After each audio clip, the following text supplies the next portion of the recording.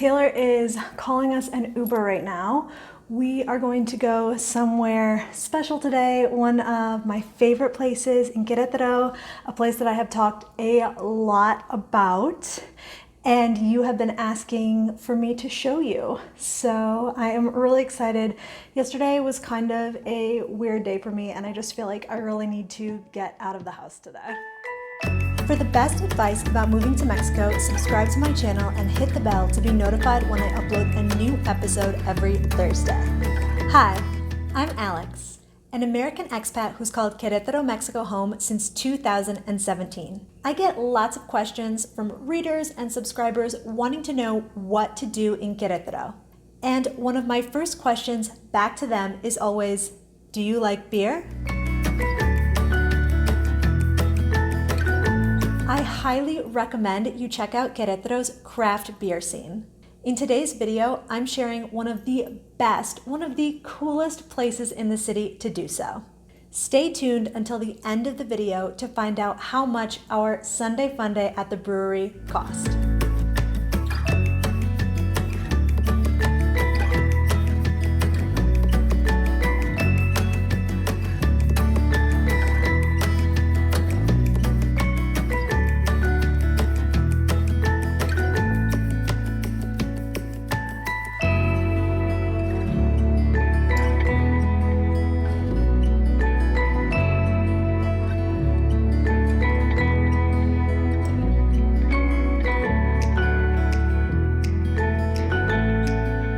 Welcome to La Fabrica de Hercules, the most well-known craft brewery in Queretaro and one of my favorite places to spend an afternoon in the city. When you sip your cerveza here, you're doing so surrounded by history. Before it was a jardín de cerveza, beer garden, this impressive structure was a factory. In fact, it was one of the first industrial complexes in the city.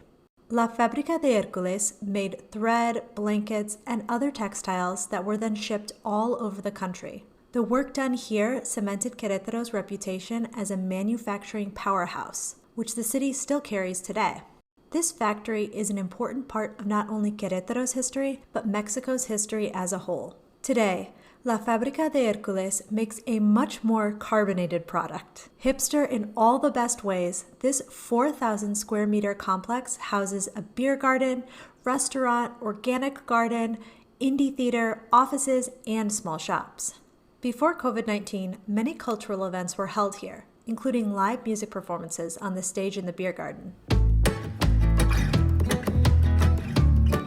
I was impressed by their safety precautions, including stringent sanitation, accommodations for social distancing, and QR codes at every table for virtual menus.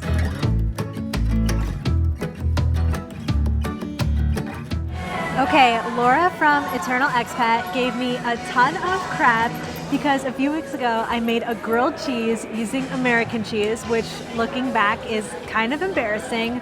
And Laura reminded me that I am from, or I live in, the land of good cheese in Mexico. And Laura, look at this cheese plate. We positively destroyed it.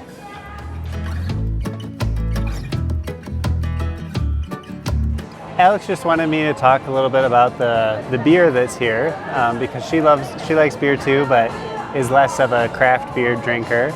And being from Michigan, we're used to having a lot of craft beer on tap and available.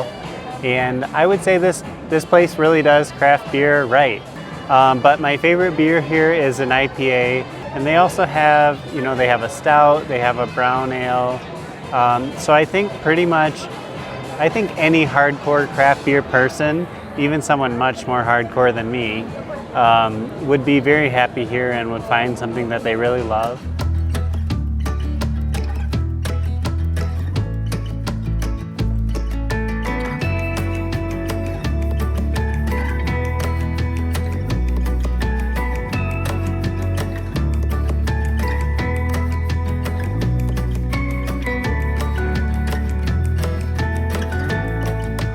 So going back, way back, like 3 years ago almost, when Taylor and I first moved to Queretaro and we were apartment hunting, we were staying in an Airbnb, and our Airbnb host, Alberto, offered to take us out, and he brought us here.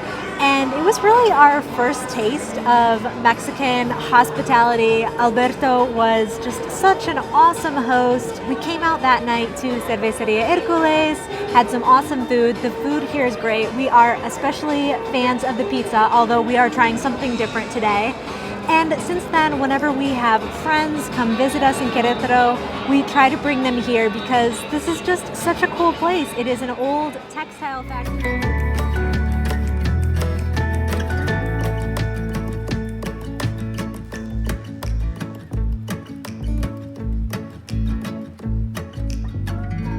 I just can't get enough of Cerveceria Hercules. Cheers!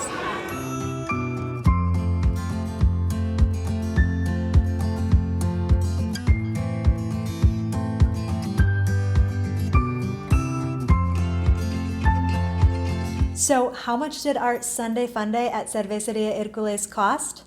Well, in total, Taylor and I spent 1,140 pesos, which comes out to around $54 USD. Now, that's more than I'd usually spend on an afternoon of drinking in Mexico, but for that price, we did get 2 appetizers, 2 entrees, and 6 craft beers between the 2 of us. Looking for more of what to do in Querétaro? In the description below, I linked my blog post with 10 of the best things to do in Querétaro. If you're planning a trip here or thinking about moving here, you are definitely going to want to check this list out. Since we spent an afternoon at a brewery, I think one of my future videos is going to need to be an afternoon at a winery. Let me know in the comments below if you would like to see that video in the future. If you enjoyed this video, be sure to give it a thumbs up and make sure you're subscribed. I'm Alex from backpackingbrunette.com.